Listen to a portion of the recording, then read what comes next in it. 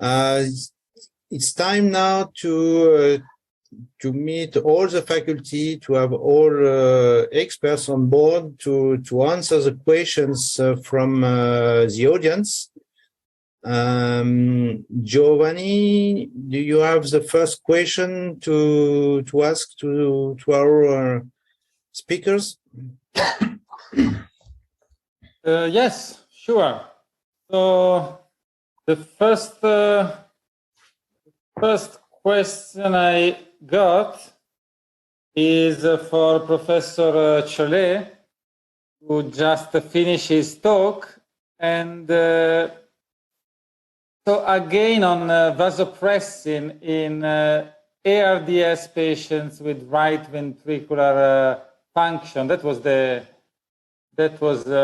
question you posed to the audience. Now the audience is posing this question to you. Can you tell us a bit more about it? Well, of course, yeah. In our experience, we use vasopressin as a second-line vasoconstrictor. And we first rely on norepinephrine in these patients. And if we fail to achieve a nice, satisfying increase in mean arterial pressure with reasonable doses of norepinephrine, which means when we are getting above 1.5 mics per kilo, we add vasopressin to reinforce the vasoconstriction and maintain the mean arterial pressure. But it is not yet our practice to use it as a first-line vasoconstrictor in failing right ventricles. Thanks a lot. Thank you, Bernard. I have a question to Alain Combs. Alain, do you prefer to win first the ventilation or win first the VV-ECMO? So for now, in most experience published in the literature, usually the patient is weaned first from VV-ECMO, and later on, usually it takes 1 week, 10 days, sometimes even more than that, from the vent. There's been very few reports of the weaning of the vent first and proceeding to what has been called awake ECMO. The reason for that is, for now, ECMO is still considered as a dangerous procedure, and as soon as possible to remove the big cannulas and the machine usually is the way to proceed. It may be a little bit different in very specific indications, like, for example, bridging to lung transplantation. In these patients, usually awake ECMO is the preferred option. However, for ARDS, usually those patients have a huge respiratory drive, which is not driven mainly by the classical driver, which is the PaCO2. There's a lot of inflammation within the lungs, and in those patients, going to awake ECMO very rapidly is most frequently not possible, and it's very few patients that might tolerate that. So for ARDS, to make it short, there's very little indication of the use of awake ECMO, meaning that you either never intubate the patient. We did that a couple of times during the COVID pandemic in some patients who didn't want to get intubated, or to proceed rapidly to extubation and to proceed with what has been called awake ECMO. And in following that, what do you think about tracheotomy for patient under VV-ECMO? So this is very possible. The problem of tracheotomy is that there may be bleeding at the time of the trach. Once again, our policy for tracheostomy is to wait that the patient can be fully conscious without sedation. If the patient requires a lot of sedation because he's highly agitated, every time you try to decrease sedation, the trach will not improve the outcome. The patient will not make it better, especially the good point of a trach is to make the patient more comfortable, to be able to completely win the sedation, to be able to rehab the patient, to feed the patient by the mouth. If this is not possible, it's probably better to wait until this becomes possible. Yes. Although there's no real benefit of the track per se. Of course. Thank you, Anna. There is a question for yes. Professor Faber. Yeah. So for patients after cardiac surgery, if they develop ARDS, is there any role for prone positioning or not? Well, thank you for that question. Well, from my opinion, I think there is. I mean, it really depends on the patient and really depends on how stable the sternum would be. And it really depends on the clinical situation. It is a reoperation, and have you inflammation there, then you may have problems. But in patients who are well operated and been operated once and then develop RDS, we put them in prone position. Yeah, I would see this situation there. Clear. Okay, thank you. Another question for you, Professor Weber. Do you use the echocardiography for the assessment of muscle weakness, and which parameter you found as most useful for that? You mean whether we use ultrasound for peripheral muscle? And yeah, well, we are doing it. But if you go through the literature, you have to be very experienced. It is really dependent on the investigator, how the results are and how it is interpreted. So I'm a little bit skeptical to say, well, you should use it in routine and do it everywhere. It clearly has been shown from people from Toronto who are very experienced with this method that you have a correlation between thickness of the diaphragm wall or shortened fractioning of the diaphragm to weaning failure, for example. That's clear. So it's a useful and it's a useful method, but it's sophisticated. And you really have to be trained, and you have to do courses to do though, and to be able to really have to make a valuable assessment of the muscle. That's clear. Thank you. There is a question for Dr. Nardelli on beta blockers.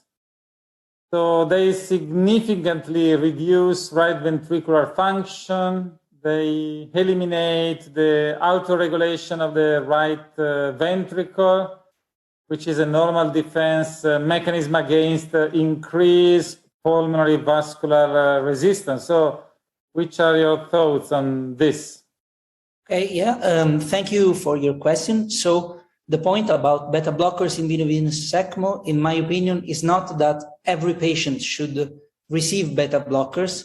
I think we're going towards a tailored patient approach in which the right ventricular function is assessed before starting the patient on beta blockers treatment, and it's frequently reassessed while the patient is on the beta blocker therapy. And moreover, the possibility to use a short-acting agent is fundamental, because if the detrimental effects of beta blockers, which of course exist and can be denied, occur, we can easily switch off the therapy, and in less than half an hour, we will have no effects of the beta blockers on the heart. Also, we should consider that in states where right ventricular function is impaired, beta blocker might not be the treatment of choice, or at least we should select a beta blocker with less potential, less negative inotropic effect on the heart. So I think all these together makes the use of beta blockers possible in venous ECMO. Beta blockers make a lot of sense, especially in those situations where there is a hyperdynamic state, for instance, sepsis. But it's not for all patients. I mean, it must be tailored.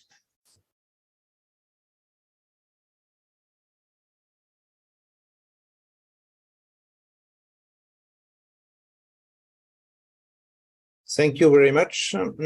I have now a question for Bernard Chollet. Do you ever use epinephrine, adrenaline, as a vasopressor in the right ventricle failure setting to avoid dobutamine-related vasodilation? Bernard? Excuse me. No, we don't. Clearly, the latest recommendations for the management of shock due to right ventricular or left ventricular failure do not recommend to use epinephrine. There is no evidence supporting any benefit from epinephrine. On the contrary, there is clear data showing that patients who receive epinephrine may have a higher mortality than those who are treated with norepinephrine. So epinephrine is a drug for cardiac arrests and anaphylactic shock, and that's it, at least in our practice. We have a question for Dr. Belliato, probably last but one question. So, is it difficult to put a pulmonary artery cannula? And if there are complications, which are the most frequently ones?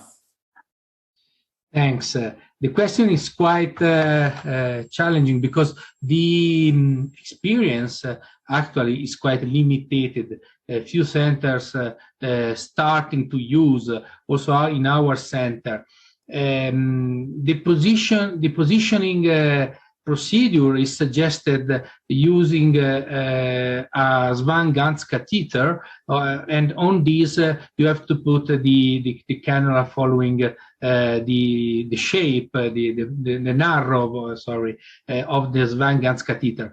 It seems to be quite simple. In practical, the first problem is to positioning the Swan-Ganz catheter in a patient with the right failure, and it's not always simple. We know, because we do cardiosurgery, and in this kind of patient, sometimes it's quite impossible. Second point, so in that case, you need fluoroangioscopy and a support by interventional cardiologist or electrophysiologist that can help you, because they are more used to apply this kind of procedure. There are specific wire to use for achieve the result of placing the tip of the cannula in the pulmonary common pulmonary truncus. So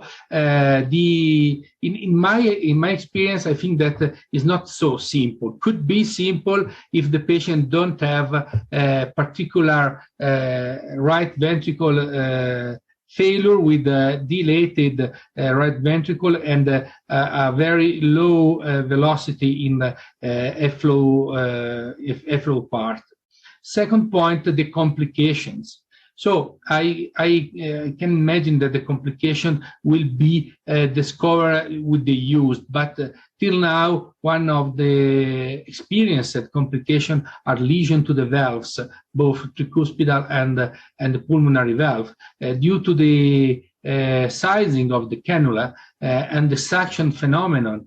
That could be dangerous.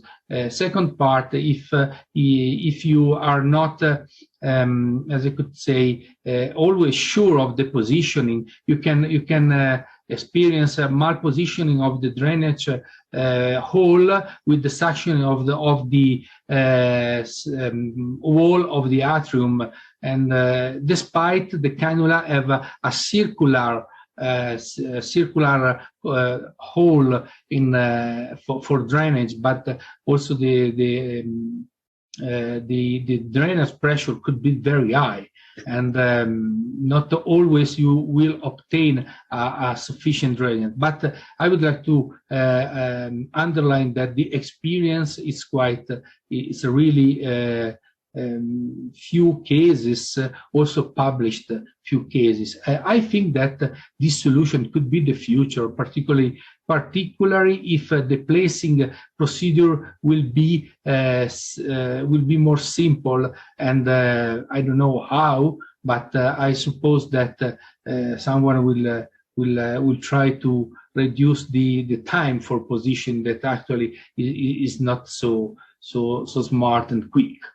I hope to answer your question despite my lack of knowledge, but I suppose that is science lacking. Thank you. Thank you, Mirko. I have another question to Bernard Chollet, or maybe the others who can want to respond. Is there a time frame you recommend to achieve the zero fluid balance? It's a difficult question. Sorry. I think this is not something you can easily control, but you should avoid going into an excess positive balance at all times. But sometimes you have to provide the patient with fluid in order to make the ECMO run, and you cannot avoid having a positive fluid balance. But of course, this is something that is clearly potentially very deleterious. And if you can manage the fluid wisely by providing just what is enough and not any excess, and try to maintain the fluid balance close to zero, I think is the best strategy to have with respect to fluids. Thanks. And there is another question for Faber. Really will find benefit with the prone position under venous ECMO? Is someone from the audience that is not so convinced? Thank you for that question. Well, Alain Combe summarized it very well. ECMO is not a healing system. It's a bridging system. It's a bridging system to very much improve our therapeutic strategies.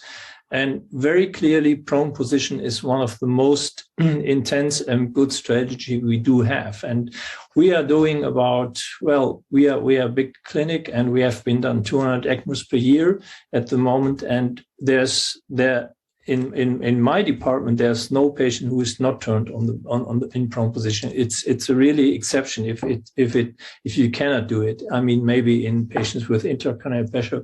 Also here we have to look. I think the patients, what we need to use the ECMO for, improve the therapeutic strategies, improve lung protective ventilation, and improve the situation in recovering ventilation or aeration of the lungs. And therefore, prone positioning is really mandatory for these patients. This is my opinion. Okay, thank you. A question to Alain Combe. How to reduce support for weaning? I think this is about the weaning protocol of VV-ECMO. So the weaning is not a real science. It's more an art. First, we use pressure support ventilation using the VV mode. So setting up a driving pressure and monitoring the tidal volume, which is developed by this driving pressure, which is usually set between 10 and 12. Once the lungs are recovering, the compliance is improving. So with the same driving pressure, you're going to have, let's say, over 200, 250 ml of tidal.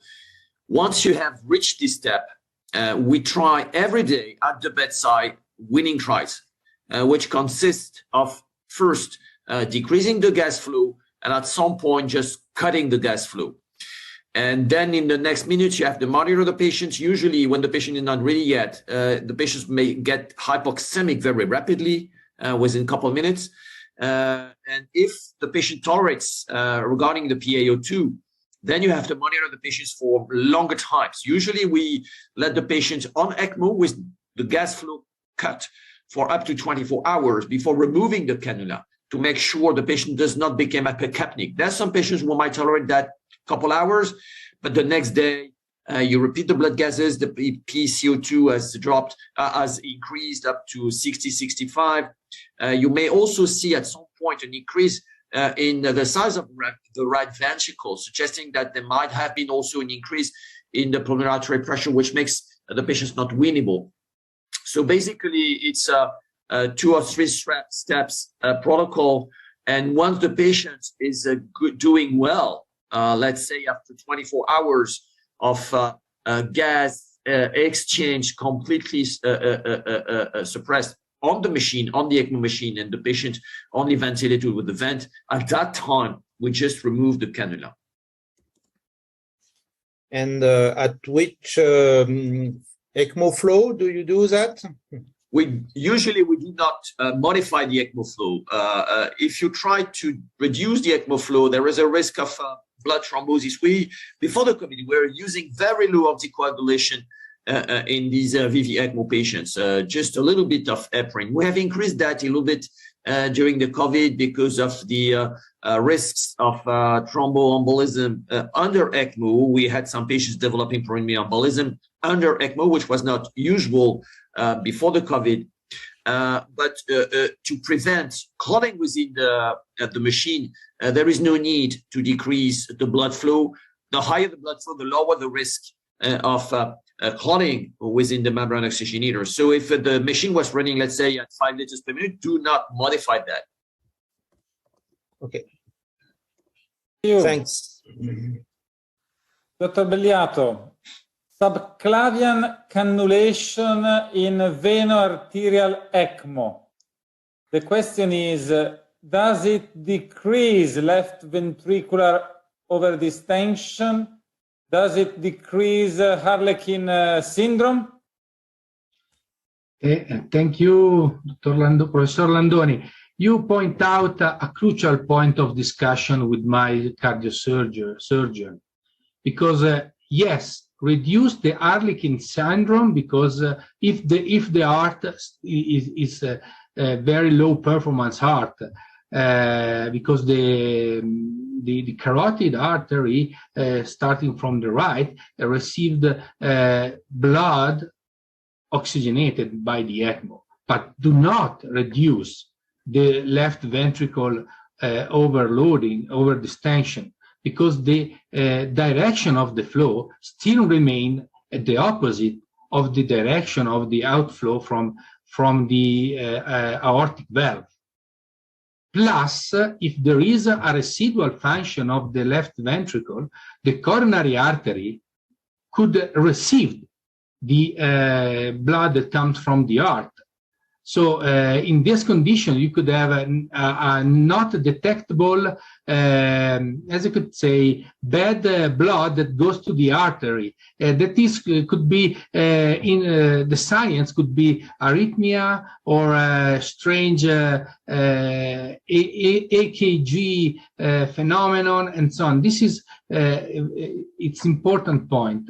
You are right, reduce the Harlequin syndrome, but do not reduce the overdistension of the left ventricle in every condition. Thank you. Thanks. Okay, maybe the last question to Alain. Would failing of respiratory muscles in spontaneous breathing would be an indication to extend ECMO and facilitate spontaneous breathing for the patients? Well, we could discuss that hours. What is the best strategy? Do you need to paralyze the patient, especially during the first days? If you let the patient breathe spontaneously, especially if the patient is super severe, once again, you might have a very strong respiratory drive and very strong respiratory force, which may translate in huge swings of the transpulmonary pressure. So, and create what has been called PCLI, patient self-inflicted lung injury.